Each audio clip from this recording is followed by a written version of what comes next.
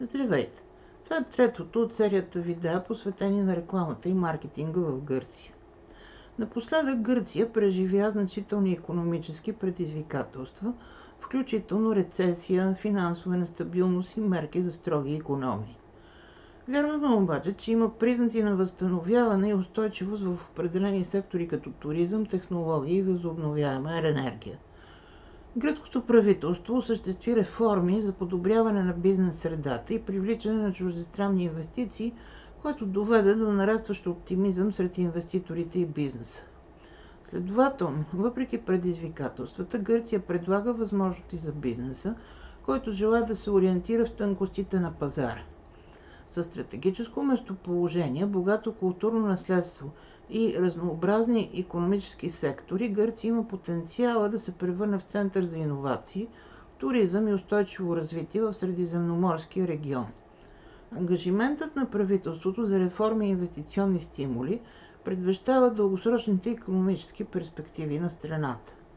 Докато Гърция предоставя възможности за инвестиции и растеж, фирмите трябва внимателно да оценят потенциалната възвръщаемост на инвестициите и да вземат предвид фактори като пазарно търсене, регулаторна стабилност и оперативни разходи. Стратегическите инвестиции в сектори с висок потенциал за растеж, като технологии, възобновяема енергия и експортно ориентирани индустрии, могат да донесат значителна възвръщаемост в дългосрочен план. Услугите за проучване на пазара се предлагат от много фирми и практически те дават препоръки за ефективно навигиране в сложностите на гръцкия пазар. Една задълбочена информация от пазара, чрез изчерпателни изследователски методологии и щателен анализ, предоставя на бизнеса задълбочени данни за гръцкия пазарен пейзаж, включително потребителското поведение, конкурентните стратегии и регулаторната динамика. Изследванията обикновено надхвърлят наблюденията на повърхностно ниво, за да разкрият скрити възможности и предизвикателства, позволявайки на бизнеса да вземе уверено информирани решения. Използването на подобни услуги за проучване на пазара, фирмите получават конкурентно предимство на гръцкия пазар чрез превъзходно пазарно разузнаване и стратегическо предвиждане. Анализът на стратегиите на конкурентите, пазарните тенденции и потребителските предпочитания позволява на бизнеса да се диференцира ефективно, да идентифицира области за иновации и да остане пред конкуренцията. Това подобрява вземането на решения и позволява на бизнеса да се базира на данни, за да бъде по-успешен на пазара.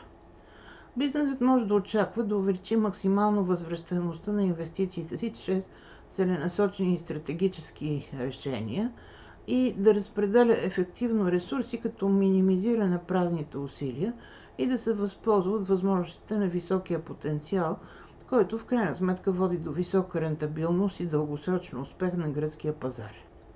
Много хора познават Гърция като Република Гърция Елада и историята на Гърция е една от най-богатите в света. България, Албания и Северна Македония граничат на север, Турция и Егейско море от източната страна, на юг страната граничи с Критско и Либийско море, а на запад с Йонийско море. Тази страна се състои от континентална част и 3000 острова, най-големите от които са Крит, следвани от Родос и Лесбос. Малките острови включват Цикладските и Спорадите. Освен това, Гърция е известна за своята богата история, зашеметяващи пейзажи и културно наследство, което я прави топ туристическа дестинация в световен мащаб. Кои са най-важните туристически атракции в Гърция? Разбира се, Акрополът в Атина, който е древна цитадела, включва емблематични паметници като Партенона, Ерехтейона и храма на Атина Нике. Той е обект на световното културно наследство на ЮНЕСКО, символизиращ древногръцката цивилизация. Санторини е известен със своите спиращи дъха залези, варосани сгради и църкви с сини куполи. Санторини е живописен остров в Цикладите, известен със своите вулканични пейзажи и зашеметяващи гледки към калдерата. Посетителите се тълпят в Санторини, за да изследват неговите очарователни села, девствени плажове и оживен нощен живот.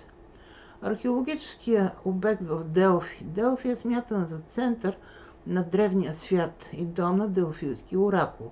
Археологическият обект включва руини и храмове, театри, съкровищници и светилището на Аполон. Археологически обект Олимпия. Олимпия е била мястото на древните Олимпийски игри и остава един от най-важните археологически обекти в Гърция. Посетителите могат да разгледат руините на храмове, стадиони и спортни съоръжения, включително храма на Зевс и античния стадион. Миконос, известен със своята космополитна атмосфера, оживен нощен живот и красиви плажове. Миконос е популярна дестинация в Егейско море. Островът е известен със своите живописни вятърни мелници, очарователни села и луксозни курорти, привличащи посетители от цял свят. И така, скъпи мои приятели, на моя YouTube канал Дневниците на професор Кръстева аз правя съдържание за маркетинг и бизнес всеки ден. Ако то ви допада, моля абонирайте се за канала. От сърце ви желая прекрасен ден!